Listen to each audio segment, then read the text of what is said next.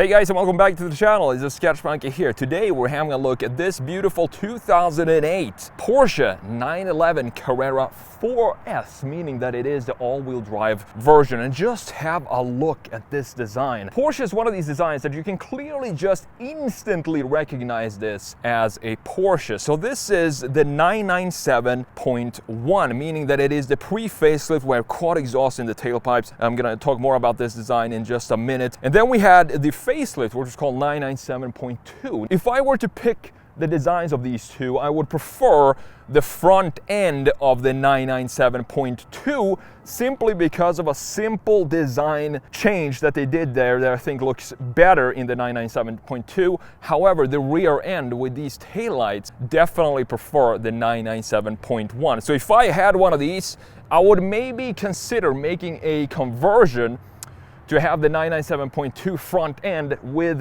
this rear end intact. So what we're gonna do in this video is, of course, we're gonna talk about this design. Some people consider this, the 997, to be the sort of the last analog Porsche before direct injection and before too much tech slowly strips its soul away, and I kind of tend to agree with that. So with that said, let's jump in and talk about this design from a front, side, and rear. Then we're gonna talk about the interior, and then we're gonna take this for a drive.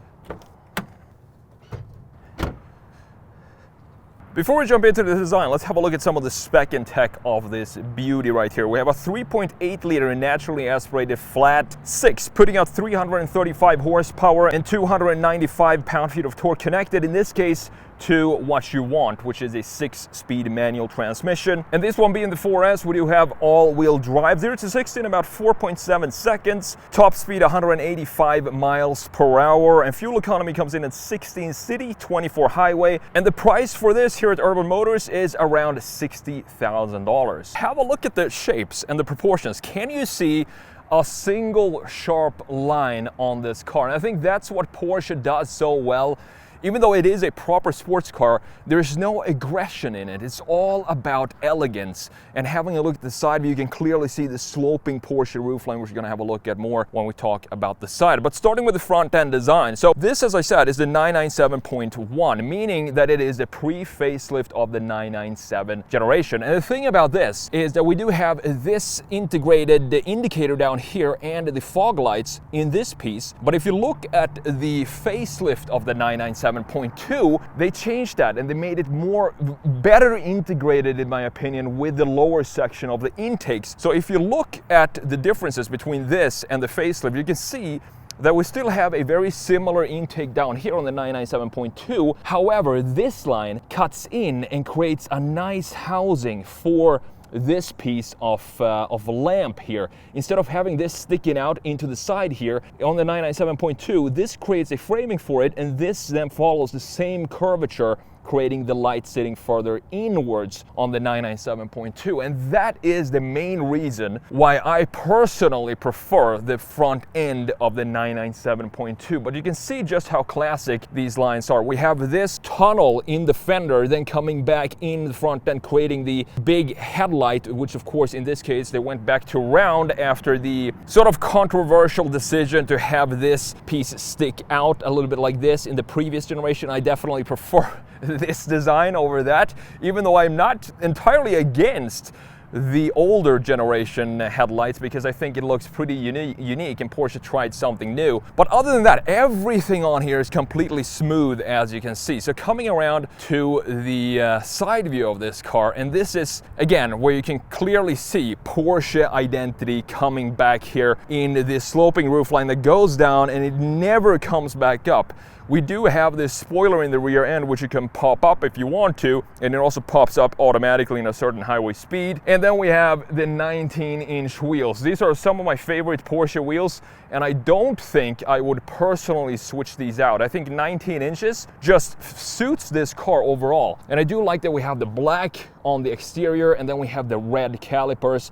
We have 235mm tires in the front end, and even though this is an all-wheel drive, we have a lot fatter tires in the rear. This is one detail that I think Porsche does so well, to integrate this beautiful muscle that we have going right here and have it kind of house the entire wheel. So we have 305 millimeter wide tires in the rear end, so a lot wider than the ones that we have in the front end. And looking at the side profile, it's just a stunning, elegant looking design. We don't even have a sharp shoulder line in this case. Can you imagine this design with a sharp shoulder line? I can't. It would look super weird to have something sharp in this area. That would not be Porsche at all. So I'm glad that they stuck with this type of styling for the cars, and I still think it looks fantastic today. Now, coming around to the rear end, these bumpers down here, you can see these, not sure what they're called, but I do believe that this is an American add-on that you need to have. You need to have this stick out. I've seen these on Lamborghini Countachs as well. It just looks absolutely horrible when they put those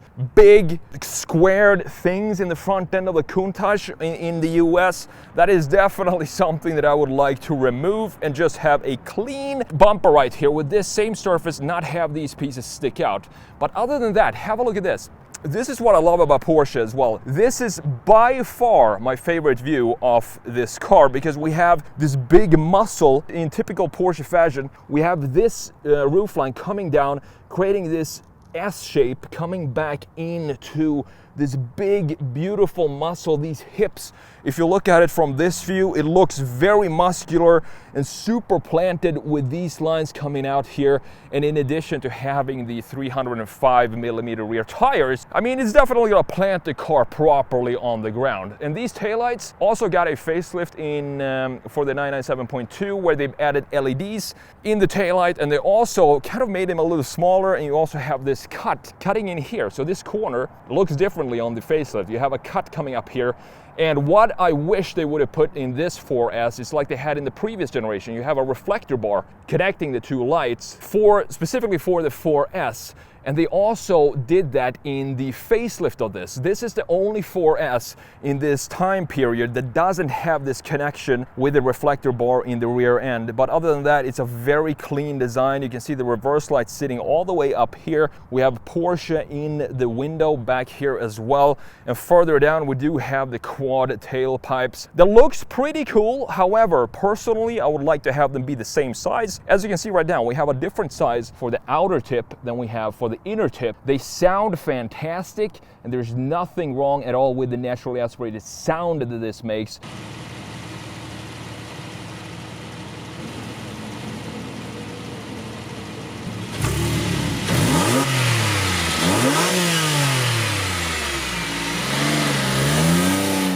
However, aesthetically, I would like to have them be the same size. I just can't get enough of these Porsche hips. I think it's an absolutely stunning design. And I think this is one of these details, this hip right here, one of these details that Porsche just have stuck with through the generation and has become bigger and bigger. You can see this shelf that we have over the rear axle, creating again this beautiful sculpted muscle that we have over the rear axle, properly planting this car. So we talked about the exterior design. Now it's time to jump in and have a look at what a Porsche 911 looked like back in 2008.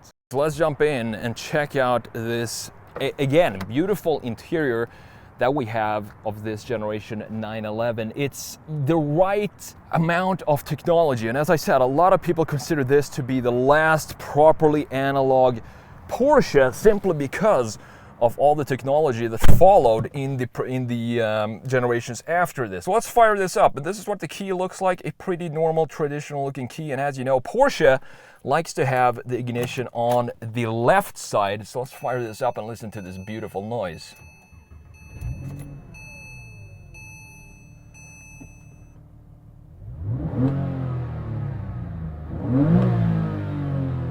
We do, of course, have power windows back in 2008. I'm actually going to roll this down because these are very heavily tinted to get some light in here so you can actually see what it is we're talking about.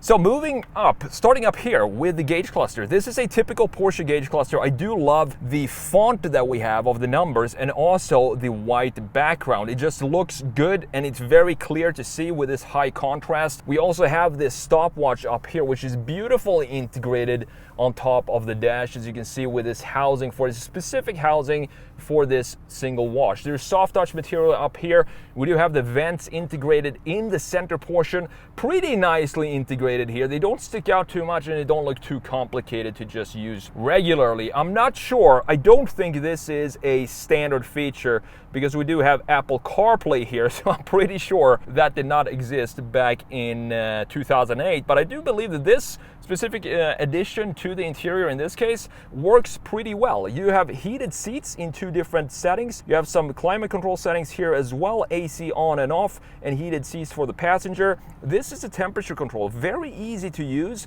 Just a simple toggle like this with a small display in the middle. You have where you want the air to come out from right here on the feet or right in your face, and of course you do have the fan speed right here. Then you have the sport button and the suspension button right here, and this is the button to raise and lower the rear wing as we talked about before. Some people like to drive around with this up when they're doing 30 just because it looks cool, but it doesn't have any function in that speed. And you have this button to turn the traction control off. No wireless charging. This is 2008, guys. We don't have wireless charging back in that era, but instead we have something much better, and that is this 6-speed manual transmission, which feels fantastic to just roll through the gears like this. We have a proper e-brake, manually adjustable like this. No really a high armrest here. We do have this small piece which you can fold up, and that reveals the 12-volt outlet right there and some pockets for your coins. Now, looking at these seats, if you just look at these seats right here, you will instantly recognize these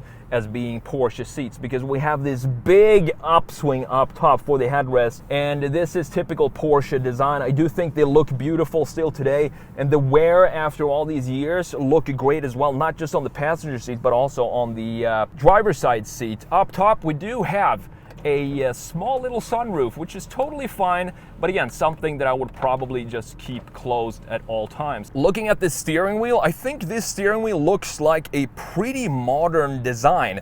We don't have a single button on the steering wheel, and I absolutely love that. It kind of makes the steering wheel just have one single function, and that is, of course, to steer the car. That's it. Then you have the cruise control settings down here, and on this side, you also have the indicators, of course, and the wiper stalk on the right side of the steering wheel with the beautiful golden Porsche logo in the center. Looking at the doors, very functional as well. This is all about functionality, this car. Functionality and elegance. You can see just how beautifully integrated this door handle is here. It's not just a normal handle. This has some more styling and elegance to it. The exterior then coming back into the interior design. We have a proper armrest, very long, and a proper handle in the middle that is leather wrapped. And of course, we do have a glove box here. One cool thing is, you might wonder, where are the cup holders here? And this comes back to these German cup holders of this era, which are super over-engineered. So you pop this thing right here, and then you press this button and have a look at this. Boom! You have 2 cup holders just popping up like that. Extremely over-engineered, but I'm sure the engineer that made these is very proud of his accomplishments. Now the back seat, not much of a back seat to talk about. Definitely cannot fit adults back here, specifically because of the headroom, because this roof dips down pretty far, so you have 0 headroom and you also basically have 0 leg room, but it's good for just storing some extra bags when you take this on a road trip. And if you do need some extra storage, you still have the entire front here where you can fit maybe a regular size suitcase, and I do like that we have the Porsche logo integrated in the plastic up here as well. We've talked about the exterior design and the interior. Now it's just one more thing to do, and that is to do what this car, of course, was built to do, and that is to take this beauty for a short drive.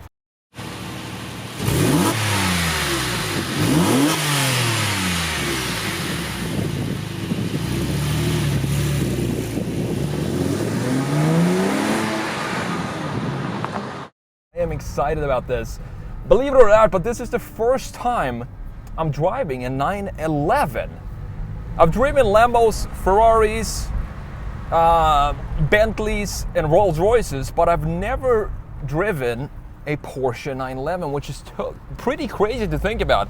And I'm glad to be, my first 911 to be this, the 2008 one, because as I said, this is, by many factors, the last analog 911, and it sounds so good. Porsche has never really been about, you know, the power numbers when it comes to their cars. It's more about, I've talked about this when I drove the Subaru WRX STI, I believe that was a 2020 model, that the power numbers is just a tiny detail of the entire driving experience of a car. It has to have all the other components as well. The handling, everything needs to just come together properly. And I think Porsche is one of these brands that make this complete package the best, because it just fits everything in one package. It only has, I mean, for a sports car, 355 horsepower might not sound like a crazy amount, but again, it's about the complete package and everything you get when you're driving this car, and that is what Porsche does the best. And this being a 2008 model, you see we have under 30,000 miles on this car. Feels tight, everything feels very well put together, just like you would expect from a German car of this era. But the thing is, it's such a huge difference driving this car compared to pretty much any modern car. And I can see why they say that this feels like the last analog 911, because it still has this very analog and raw feel to it. Let's take a right here.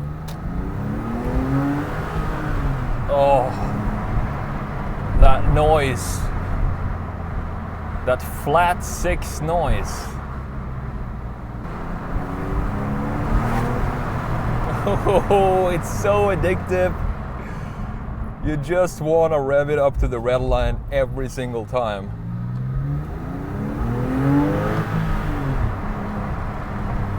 So right now I have a press car for a week, and that is the BMW XM. That thing has 644 horsepower. Okay, so it's not a slow car, not a slow car at all, and it's an extremely powerful V8 in there. However, when it comes again to the overall driving experience, I still prefer this one. This is, I mean, I don't think that's a surprise, because this is of course a 2-door sports car coupe, so it feels a lot more nimble than that. But it's not just that, it's just that the XM and pretty much every new M model that I've driven, they feel super fast. But I think there is such a thing as being too refined when it comes to the driving experience. You don't want it to be completely stripped away from what's going on internally of the car and make it feel almost like a simulation. And I think that is what's happening now to modern performance cars. So let's step on it here when we have a spot.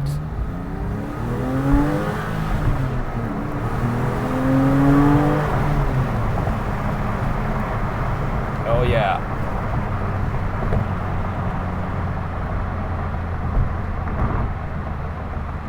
It's definitely not the fastest car I've driven, 0 to 60 in 4.7 seconds, but it doesn't matter one bit.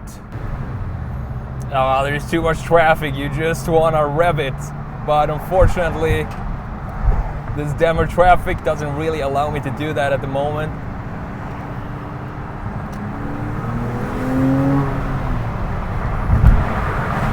Naturally aspirated engines. I love turbo engines, but there is just something very special about naturally aspirated engines.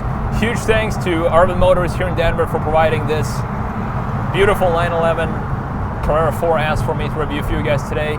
If you're interested in this, I'm going to link it down below in the description. And thank you so much for watching, and I'll see you in the next video.